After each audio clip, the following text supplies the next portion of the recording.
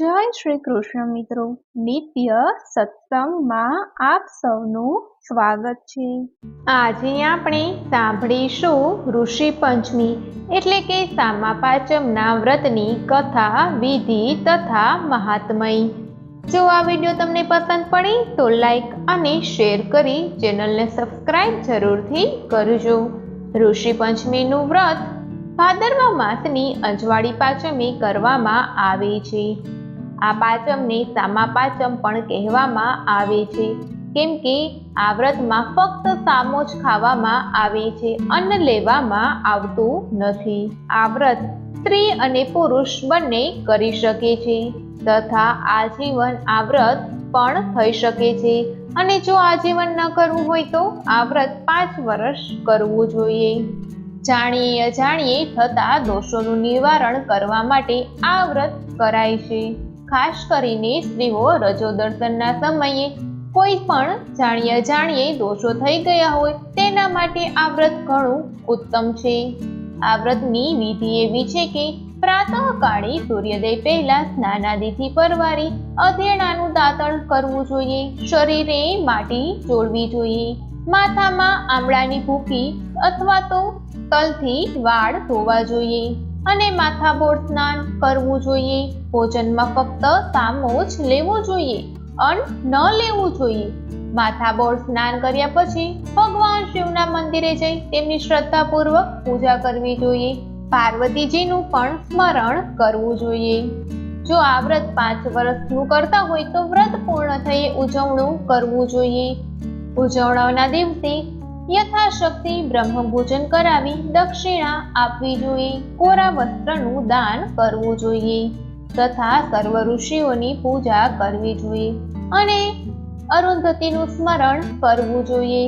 તો આ હતી સામા પાંચમના વ્રતની વિધિ। હવે આપણે સાંભળીએ સામા પાંચમ વ્રતની કથા। પ્રાચીન કાળમાં ચંદ્ર દેશમાં ત્રિલોકી નામે એક પવિત્ર અને જ્ઞાની બ્રાહ્મણ તેની પતિવ્રતા પત્ની ત્રિલોચના સાથે રહેતો હતો। સંતાનમાં પુત્ર અને પુત્રી હતા। પુત્ર પણ પિતા જેવો જ વિદ્યા વિસંગી અને જ્ઞાનવાન હતો। પુત્રી અનુરાધા પણ અતિ સુંદર હતી। પતિ પત્ની ધર્મભાવપૂર્વક ગૃહસ્થ જીવન વિતાવી રહ્યા હતા। પુત્રીનો યૌવનકાળ આવતા ત્રિલોકીએ ધામધૂમથી પુત્રીને પરણાવી અને કન્યાદાન કર્યું। બદકિસ્મતે અનુરાધાનો પતિ ટૂંક જ સમયમાં મૃત્યુ પામતા એ વિધવા બની ગઈ। અતિશય વિલાપ કરતી એ પિયર પાછી આવી। યુવાન પુત્રીને અકાળે વેધવ્યનો ભોગ બનેલી જોઈ માતા પિતાનું અંતર કકડી ઉઠ્યું, પણ કાળ સામે કોઈનું ચાલતું નથી એવું આશ્વાસન આપી પુત્રીને ધર્મ, ધ્યાન, વ્રત, તપમાં એકાગ્ર થવા કહ્યું।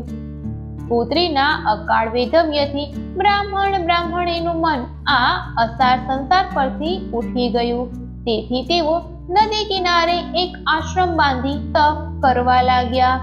અનુરાધા ભાઈની સાથે રહેવા લાગી। એ રાત દિવસ ધર્મ ધ્યાનમાં સમય પસાર કરતી। રોજ બપોરે લીમડાની શીતળ છાયા નીચે ખાટલો નાખીને સૂઈ જતી। એક દિવસની વાત છે, બપોરના સમયે અનુરાધા લીમડા નીચે સૂઈ રહી હતી। ત્યાં જ તેના શરીરમાંથી 5 પરુ વહેવા માંડ્યા અને નર્કના કીડા ખદબદવા લાગ્યા। આથી અનુરાધા અત્યંત ભયભીત બની ગઈ। રડતી આશ્રમે જઈને માતા પિતાની વાત કરી। ત્રિલોકી બ્રાહ્મણે સૌ પ્રથમ અનુરાધાની પવિત્ર જળથી સ્નાન કરવા કહ્યું। ત્યારબાદ તેણે પોતાના ત્રિકાળ જ્ઞાનની મદદથી પુત્રીના પરભવના પાપ જાણ્યા। પત્નીને બોલાવીને 5 પરુ વહેવાનું કારણ જણાવતા કહ્યું કે આપણી પુત્રી ગયા જન્મે ઉત્તમ કુળમાં જન્મ પામી હતી, છતાંય રજસ્વલાનો ધર્મ પાળતી ન હતી। રજસ્વલા સ્ત્રી માટે જે કાર્ય નિષિદ્ધ કરાયા છે તે કરતી હતી, ઘરકામ કરતી હતી। આ ધર્મ નહીં પાળવાના પાપ એને આ ભવે ભોગવવા પડે છે। વળી ગયા જન્મે તે રજસ્વલા સ્ત્રીના દોષ નિવારણ માટે ઋષિ પાંચમનું વ્રત કરાય છે એ વ્રતની નિંદા કરી હતી, તેમજ એ વ્રત કરનાર સ્ત્રીઓની ઠેકડી ઉડાવી હતી। આ પાપના કારણે એને અકાળે વેધવ્ય આ જ ભવમાં ભોગવવું પડ્યું છે. આ સાંભળી ત્રિલોચના અતિશય રુદન કરવા લાગી. ત્યારે ત્રિલોકીએ આ સમસ્ત દોષના નિવારણના ઉપાય તરીકે પુત્રીને જે વ્રતની ગયા જન્મે નિંદા કરી હતી એ જ વ્રત શ્રદ્ધાપૂર્વક કરવા કહ્યું. સામા પાંચમનું વ્રત શ્રદ્ધાપૂર્વક કરનારના સર્વ પાપોનો ક્ષય થાય છે અને તેની રોગિષ્ટ કાયા ફરી કંચનવર્ણી બને છે. ત્રિલોકીએ પોતાની દીકરીને વ્રતની સંપૂર્ણ વિધિ સમજાવી. પૂર્ણ પશ્ચાતાપમાં ડૂબેલી અનુરાધાએ સામા પાંચમનું વ્રત પૂર્ણ શ્રદ્ધાથી કર્યું. તેથી તેના દોષોનું નિવારણ થયું અને તેની કાયા ફરી કંચનવર્ણી થઈ ગઈ. જે કોઈ પણ સ્ત્રી પુરાણોમાં પ્રસિદ્ધ ઋષિ પાંચમનું વ્રત શ્રદ્ધાથી કરશે તેના સર્વે દોષોનું નિવારણ થશે અને સર્વે પાપોનો ક્ષય થશે. તો મિત્રો, આ હતી ઋષિ પાંચમના વ્રતની કથા.